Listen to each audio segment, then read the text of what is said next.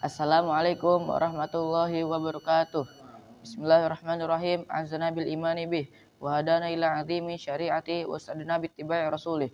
Puja dan puji syukur atas kehadirat Allah Subhanahu wa taala yang telah memberikan beribu-ribu nikmat kepada kita, nikmat kesehatan sehingga kita bisa berkumpul pada malam ini. Salawat serta salam kita junjungan kepada Nabi besar Muhammad sallallahu alaihi wasallam yang telah menjadikan dunia ini menjadi terang benderang. Hari ini saya ingin membawakan sedikit tentang perang Khaybar dan Wadil Qura. Dahulu Khaybar merupakan sebuah kota besar yang memiliki benteng dan kebun-kebun sepanjang 60 hingga 80 mil dari Madinah, tepatnya ke arah utara. Kini Khaybar merupakan perkampungan yang cukup berbahaya. Latar belakang peperangan. Setelah Rasulullah Shallallahu Alaihi Wasallam merasa aman dari serangan salah satu dari 3 sayap pasukan musuh dan mendapatkan jaminan keamanan yang utuh setelah dikukuhnya gencatan senjata, maka konsentrasi beliau tertuju kedua sayap lainnya, yaitu Yahudi dan beberapa kabilah Najd. Itu dimaksudkan agar stabilitas, keamanan, dan kesejahteraan benar-benar menjadi lengkap, sehingga ketentraman tercipta di seluruh wilayah. Lalu kaum muslimin hanya terpusat untuk menyebarkan risalah Allah.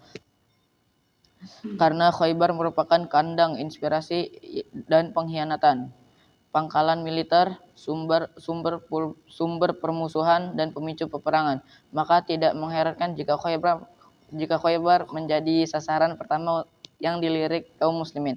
Sekalipun memang begitu keadaan Khaybar, kita tidak boleh lupa bahwa penduduk Khaybar adalah orang-orang yang menghimpun pasukan untuk memerangi kaum muslimin dan mendorong Bani Quraisyah untuk melanggar perjanjian dan berkhianat, menjalin kontak dengan orang-orang munafik yang merupakan duri dalam masyarakat Islam, berhubungan dengan penduduk Ghatfan dan orang-orang Arab Badui yang merupakan sayap ketiga dari pasukan musuh. Di samping itu, mereka sendiri juga mempersiapkan diri untuk berperang.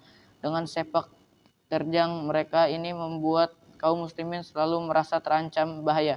Bahkan mereka pernah merancang langkah untuk membunuh Nabi Muhammad SAW. Berangkat ke Khaybar. Sepulang dari Hudaybiyah, Rasulullah SAW berada di Madinah pada bulan Zulhijjah dan sebagian Muharram. Pada sisa bulan Muharram itu, beliau berangkat ke Khaybar.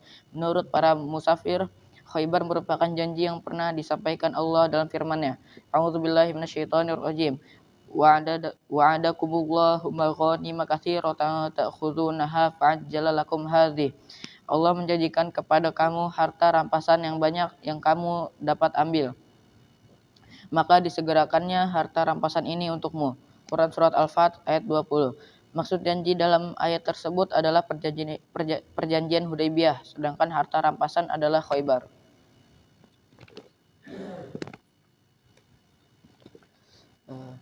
Persiapan untuk bertempur dan kondisi benteng-benteng Khaybar.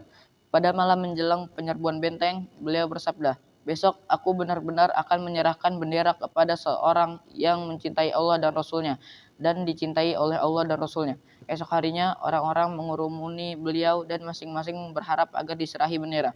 Beliau bertanya, "Mana Ali bin Abi Thalib?" Mereka menjawab, "Wahai Rasulullah, kedua matanya sakit, suruh dia kemari."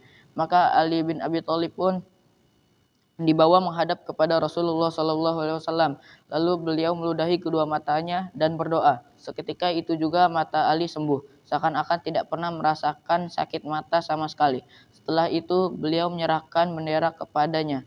Ali berkata, "Wahai Rasulullah, aku akan memerangi mereka hingga mereka sama seperti kita. Jangan terburu-buru, turunlah di peralatan mereka. Kemudian serulah mereka untuk masuk Islam. Beritahu kepada mereka hak-hak Allah yang harus mereka tunaikan. Demi Allah, seandainya Allah memberikan petunjuk kepada seseorang dengan perantara dirimu, maka itu lebih baik daripada engkau memiliki unta merah." Khaybar bisa dibagi menjadi 2 bagian. Satu bagian memiliki 5 benteng, yaitu 1. Benteng Naim, 2. Benteng Ashab bin Mu'adz, 3. Benteng Qal'ah Az-Zubair, 4. Benteng Ubay, dan 5 yang terakhir Benteng An-Nizar. 3 benteng yang pertama terletak di wilayah Natat, sedangkan 2 benteng yang terakhir berada di wilayah Asy-Syiq. Bagian kedua Khaybar yang juga disebut Al-Qatibah memiliki 3 benteng, yaitu 1. Benteng Al-Qamus, benteng milik Bani Abul Huqaiq dari Bani An-Nadir, 2. Benteng Al-Watih, dan 3. Benteng As-Sulalim. Sebenarnya di Khaybar masih ada beberapa benteng selain 8 benteng ini, namun benteng-benteng itu relatif lebih kecil, tidak sebesar dan sekuat benteng-benteng tersebut.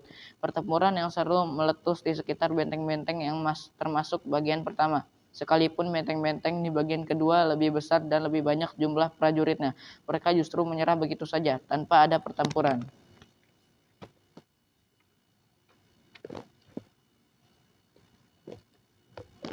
Korban di kedua belah pihak. Jumlah orang muslim yang gugur syahid dalam perang Khaybar ada 16 orang dengan rincian 4 orang keturunan Quraisy, 1 orang dari Asja, 1 orang dari Aslam, 1 orang dari penduduk Khaybar, dan sisanya dari Ansor.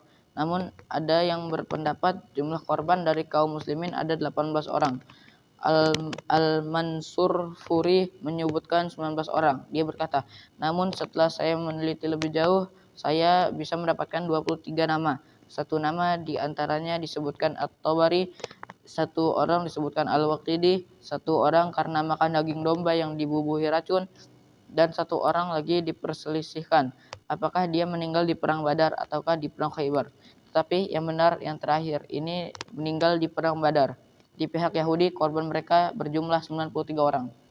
Mungkin hanya ini saja yang bisa saya sampaikan. Mohon maaf jika ada salah kata. Wassalamualaikum warahmatullahi wabarakatuh.